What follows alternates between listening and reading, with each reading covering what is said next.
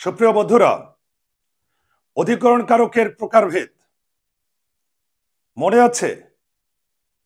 শিখিয়েছি আমি অধিকরণ কারক প্লাস,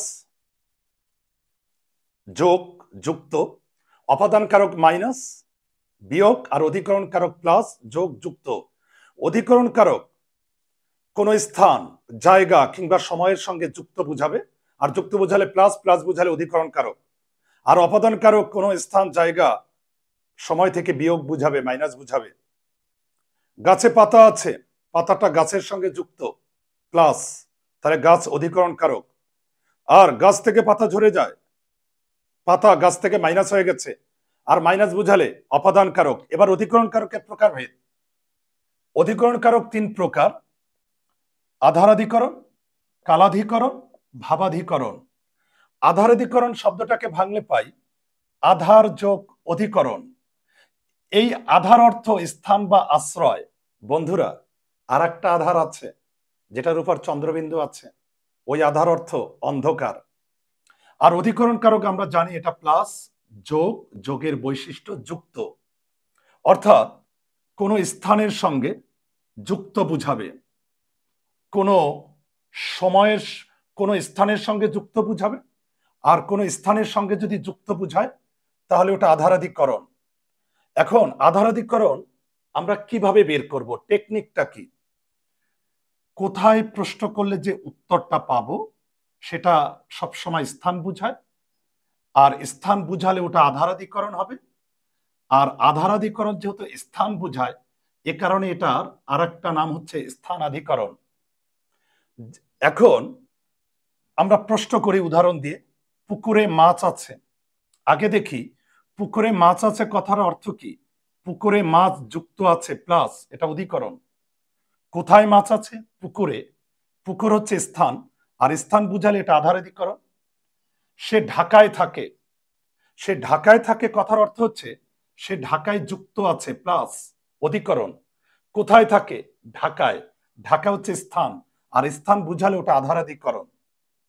বন্ধুরা, এবার আধারাধিকরণের আবার প্রকারভেদ আছে।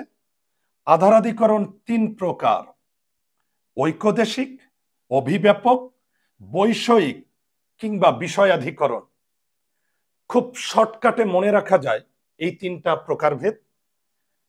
ঐকদেশিক অল্প অংশ জুড়ে বুঝাবে, যেমন সুন্দরবনে বাঘ আছে, বাঘ সুন্দরবনের সমগ্র অংশ জুড়ে বুঝায় না, অল্প অংশ জুড়ে বুঝায়। এ কারণে সুন্দরবন হচ্ছে ঐকদেশিক। আর অভিব্যাপক, এই নামটার মধ্যেই শব্দটা আছে ব্যাপক। ব্যাপক অর্থ বেশি, তাহলে টেকনিকটা হচ্ছে ব্যাপক কিংবা বেশি জায়গা জুড়ে, বেশি অংশ জুড়ে, অথবা সমগ্র জায়গা জুড়েও বুঝাতে পারে। আমি উদাহরণ দিয়েছি, সুন্দরবনে গাছ আছে, গাছ সুন্দরবনের ব্যাপক অংশ জুড়ে থাকে, বেশি অংশ জুড়ে থাকে। আর ব্যাপক অংশ জুড়ে, বেশি অংশ জুড়ে বুঝালে ওটা অভিব্যাপক। আর বৈষয়িক বা বিষয়াধিকরণ হচ্ছে কোন বিশেষ বিষয়ে দক্ষতা, ভালো মন্দ, ক্ষমতা কিংবা কোনো গুণ থাকলে ওই বিষয়কে বিষয়াধিকরণ বলে।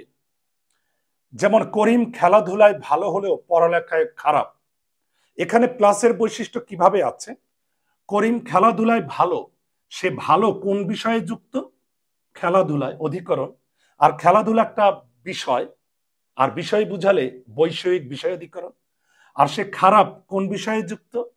পড়ালেখায়, তাহলে পড়ালেখায় যুক্ত প্লাস অধিকরণ।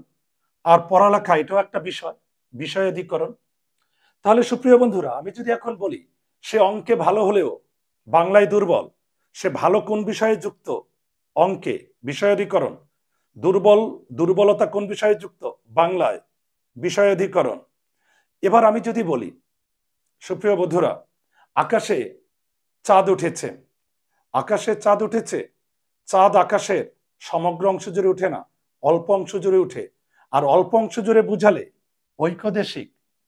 এবার যদি আমি বলি পুকুরে জল আছে, জল পুকুরের ব্যাপক অংশ জুড়ে থাকে, ব্যাপক অংশ জুড়ে বুঝালে ওটা অভিব্যাপক।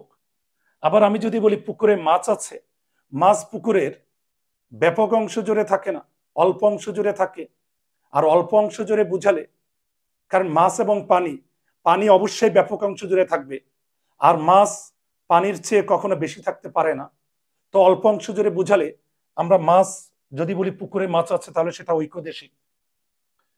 এবার যদি আমি বলি আমাদের প্রিয় জন্মভূমি, প্রিয় বাংলাদেশের জাতীয় পতাকা। সুপ্রিয় বন্ধুরা, আমাদের জাতীয় পতাকায় দুটি রং আছে, একটা লাল আর একটা সবুজ। কোনটা ঐক্যদেশিক আর কোনটা অভিব্যাপক?